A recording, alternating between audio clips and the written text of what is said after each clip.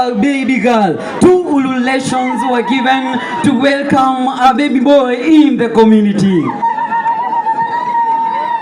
This was important because it was a coded message sent to the elders and the father who were not supposed to be at the scene, to give them an indication on the gender and choose a suitable and appropriate name for the newborn.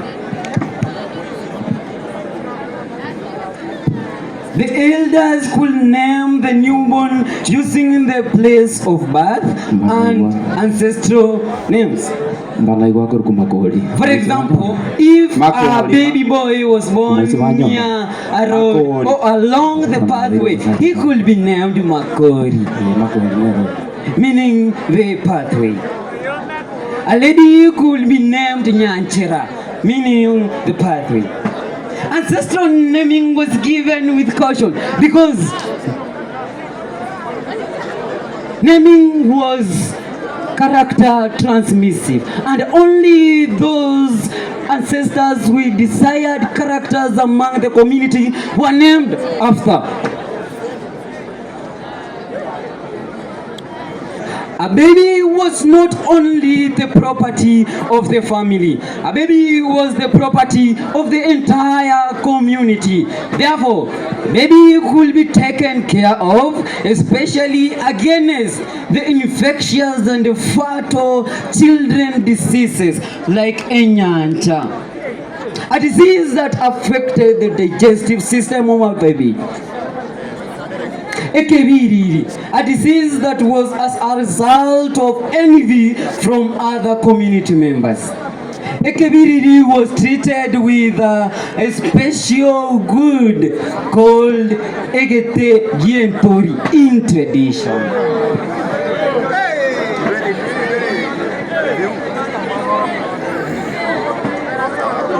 Girls were taught of feminine roles in the community, like taking care of other siblings, fetching water, and collecting firewood.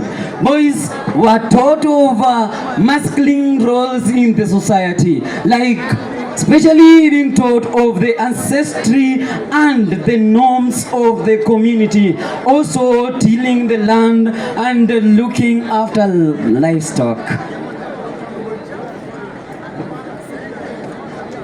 At appropriate age, between 10 to 12 years, the OMOGUSII community circumcised both boys and girls.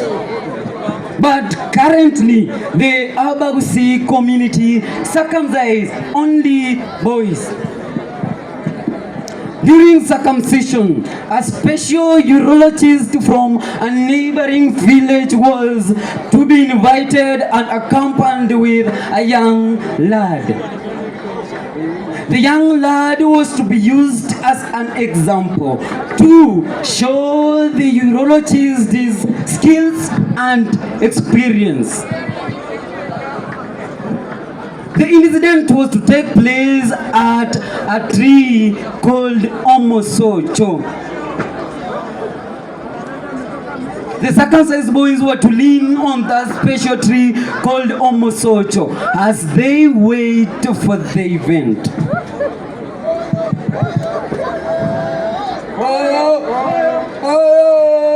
The elders were served with local brew called ebus. And a cock was given to the elders. The incident took place at dawn. The special tree called Omosocho was to be lit, and this fire was to remain without going off for the entire period of training and recovery of the young boy. And if it went off, it was believed to be a bad omen, and a ritual was to be performed to appease the ancestors.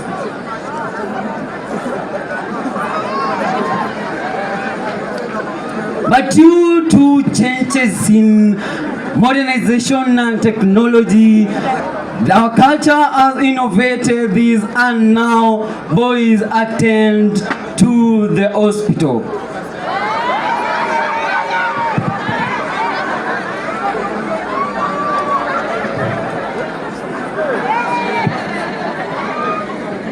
elders were to take the circumcised boy to his special house called Esaiga. At Esaiga, the now young man is trained on the awaiting roles and also taught about community norms.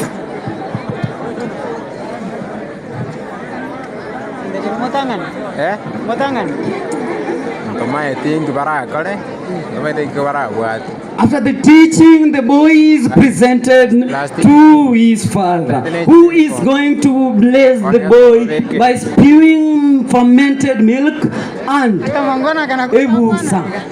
These two were symbolic because ebusa was symbolic to mean the blessings for farming. Fermented milk meant blessings for livestock keeping.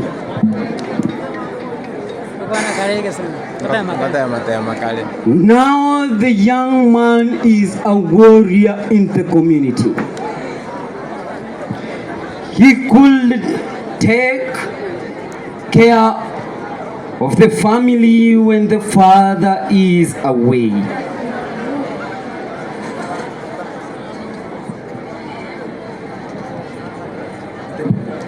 Bwana yamba kwa vile msacha ya bwana yanduru anasikizi. Tata. Mama sasa niko kwa hizo.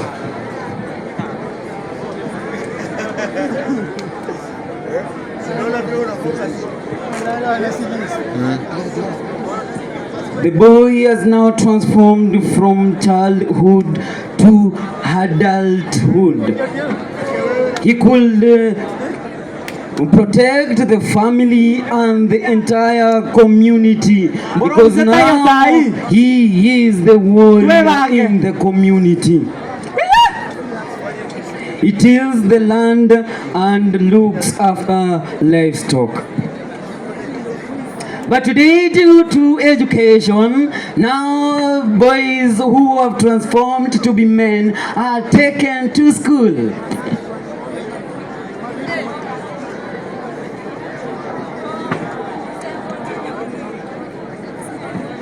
Time goes and now our age reaches when the young man is supposed to marry. And during this time, on his daily activities, he could spot a beautiful young maiden. He reports this matter to his father.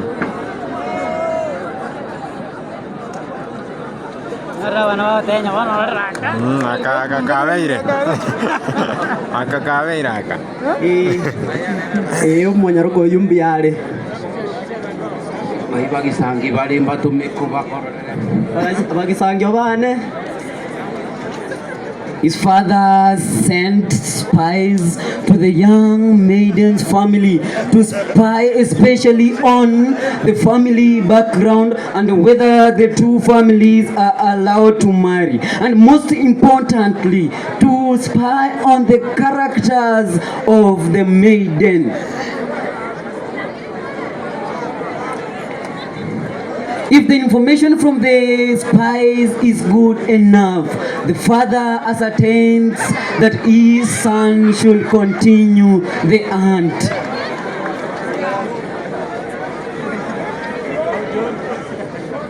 The son shares the issue with his peers.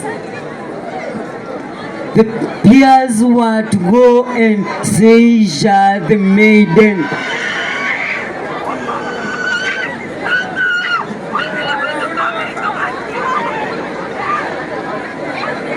The maiden's sister and peers were to report the issue to their father. The young man's father, after the information that his son is having a maiden at Esaiga, he could now approach the maiden's home to report that indeed his son is having their daughter. The father was to be accompanied by elders.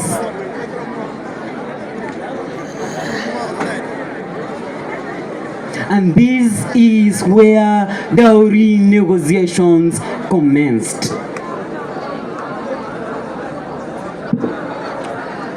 In OMOGUSII, dowry was to range between 8 to 12 cows, accompanied by 2 goats.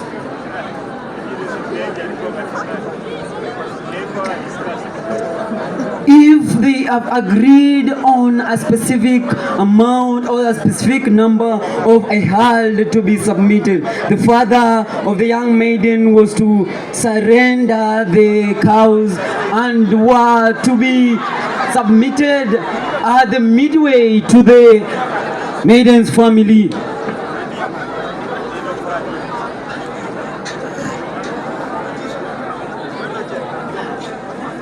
At the maiden's family begins a very important ritual, a very important ceremony in OMOGUSII community, a ceremony in tradition called Obokima, Ekegeni Kyobokima. Ugali made of millet accompanied by raw cheven was to be served at the young married's home. And here, after the feast, it was to celebrate the marriage of these 2 families and indicate that now the young daughter's family has allowed the marriage. The wedding starts.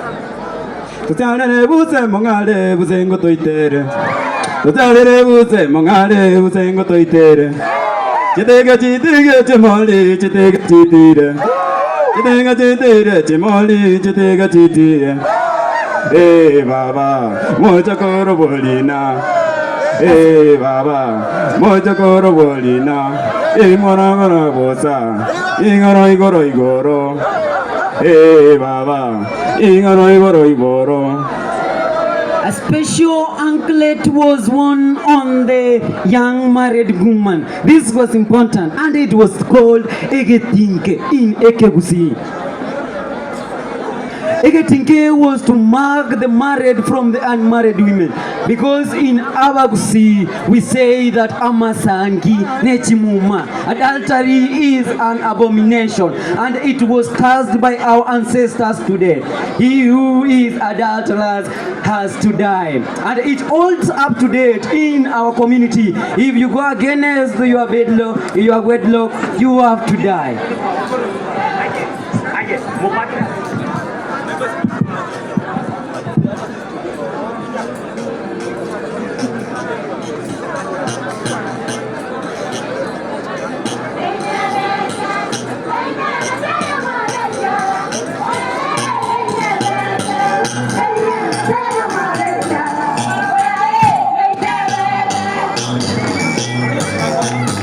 A man could not approach a woman with Egetinke on her leg. A man who could recognize a woman having the Egetinke in her leg could just disappear.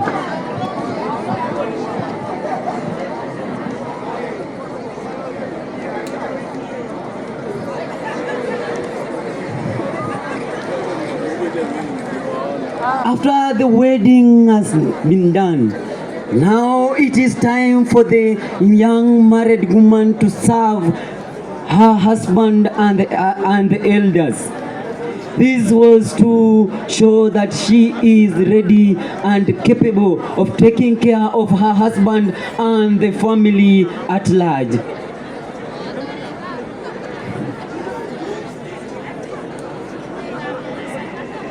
The feast was just to be local brew, ebusa. In fact, it is very sweet.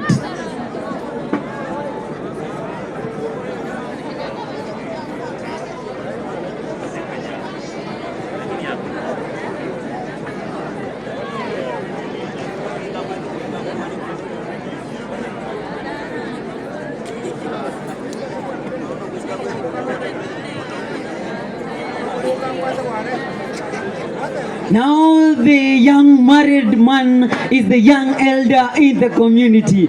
He could be given pet cases to handle, and also importantly he was given the opportunity to handle on major cases before the elders could give their ruling. This was to prepare the young elder to be an elder of the society when the rest are gone.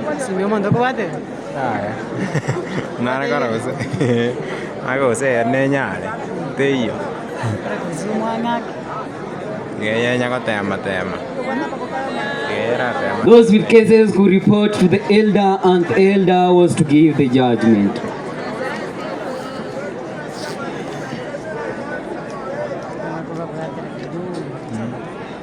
Time goes and the elder is now blessed and sires children.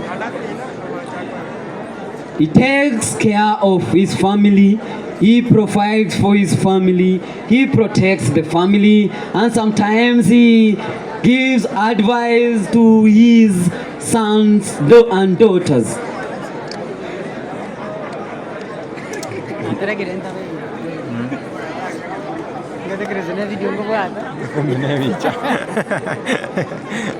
The elder grows old and old. He summons his family. He blesses the daughters and the sons and the grandsons. He also gives his will when time really seems to be not on his side.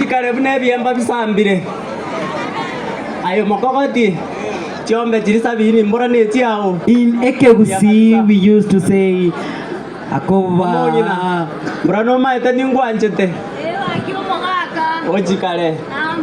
Amaseseni Emiando yae. As time goes on and on and on, the elder grows older and older.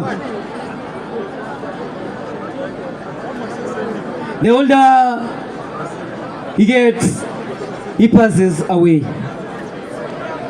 At this time, his first wife was to confirm the death of her husband. He could scream to alert the relatives and other community members.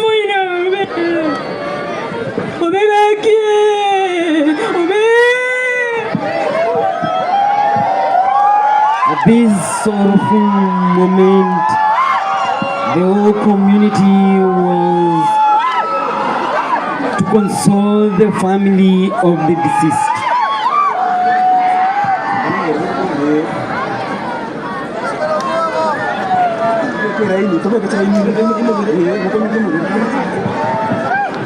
The elder was to be buried next to his doorstep called Egesa.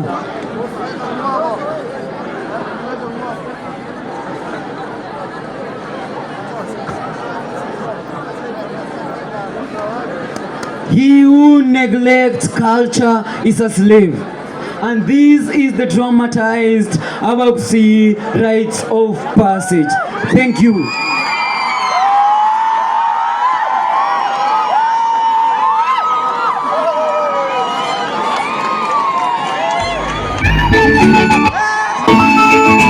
Somebody say it.